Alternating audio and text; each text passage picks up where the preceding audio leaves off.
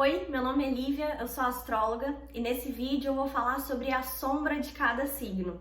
Eu já fiz um vídeo falando sobre o poder, a força de cada signo, tá lá no canal, se você quiser acompanhar é só ir lá conferir.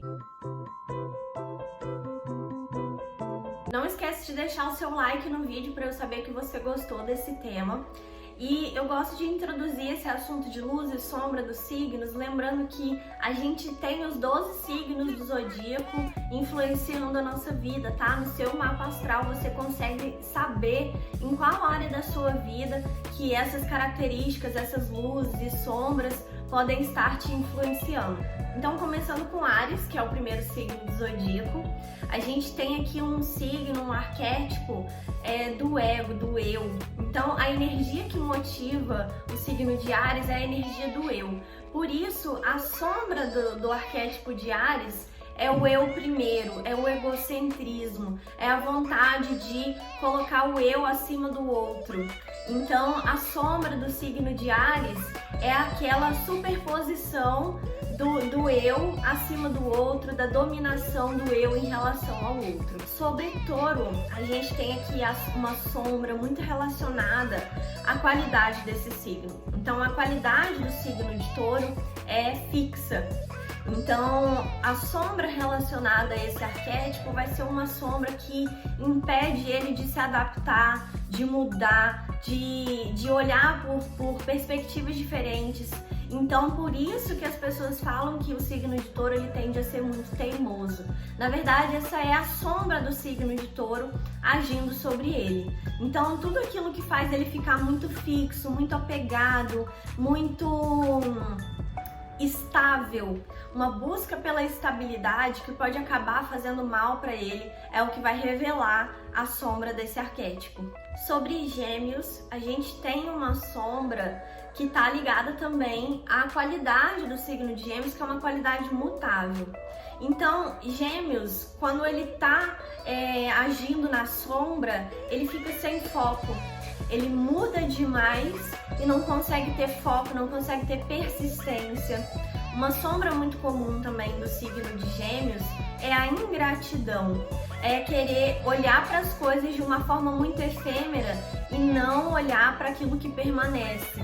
Então, a sombra de Gêmeos, ela age nessa mutabilidade exagerada. Agora, sobre Câncer, como esse é um signo que veio aprender sobre devoção nessa vida, eles acabam tendo uma sombra que tem muito a ver com autopunição.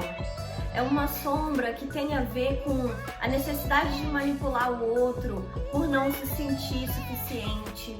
Às vezes a necessidade de sentir pena de si mesmo para poder conseguir o que quer. Então, por trás dessa devoção que o signo de Câncer veio aprender aqui na Terra, existe uma necessidade de equilibrar essa sombra, né, que faz esse signo ficar muito melindroso. Então, eu diria que a palavra-chave da sombra de Câncer é a melindrosidade. Eu nem sei se a palavra melindrosidade existe, mas se não existir, vocês entenderam o que eu quis dizer, né? Sobre o signo de Leão, a gente tem uma sombra muito relacionada com o ego. Porque Leão é o signo que rege o ego, né? A parte egóica do nosso ser. Então, a sombra de Leão vai ter muito a ver com um ego muito fragilizado e o que pode ser proveniente disso na vida deles, comportamentos provenientes disso, né? Como se ofender fácil ou ter medo do ridículo. Na verdade, isso não compõe a sombra, isso compõe sintomas que a sombra provoca, que é, na verdade, esse ego frágil. Agora, Virgem já é um signo que tem uma sombra muito atrelada ao que ele mais busca, que é praticidade e detalhismo, né? Então isso pode acabar virando um perfeccionismo quando o signo tá ali fixo na sombra. Então, Virgem pode expressar essa sombra de perfeccionismo de várias formas, sendo muito cético, muito pedante, muito crítico. Então esse detalhismo, ele pode acabar fazendo o arquétipo de Virgem, quando ele tá na sombra, ficar de um jeito que é muito difícil de agradar, é muito difícil de se aproximar. Já a sombra de Libra já é uma sombra que atrapalha mais o libriano do que quem tá lidando com ele.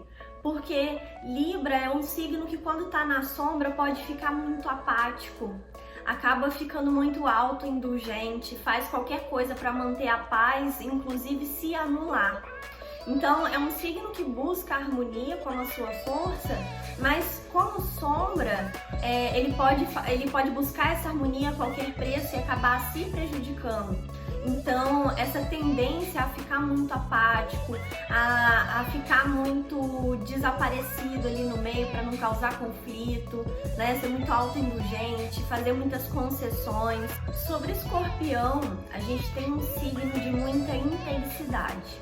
Então, quando ele está na sombra, essa intensidade pode fazer ele ferir as pessoas com intensidade ou sentir as coisas com muita intensidade.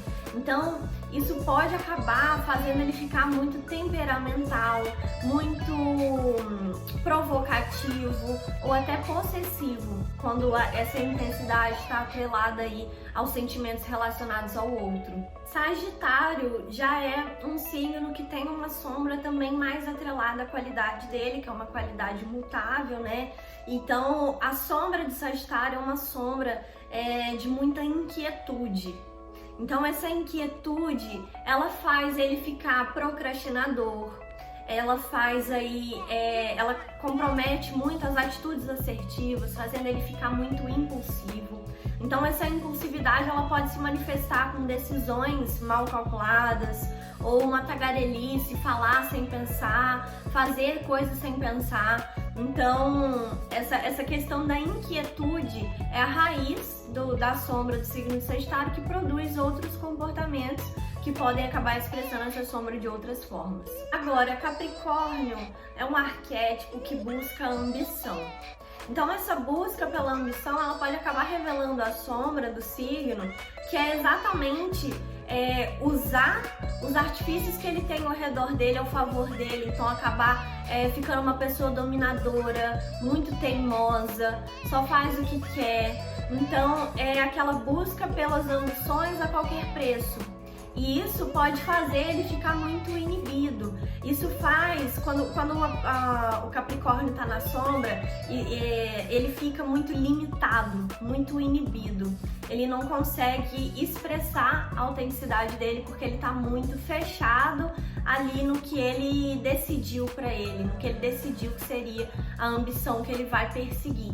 Então, essa perseguição das ambições podem se tornar a maior força ou a maior sombra do signo de Capricórnio.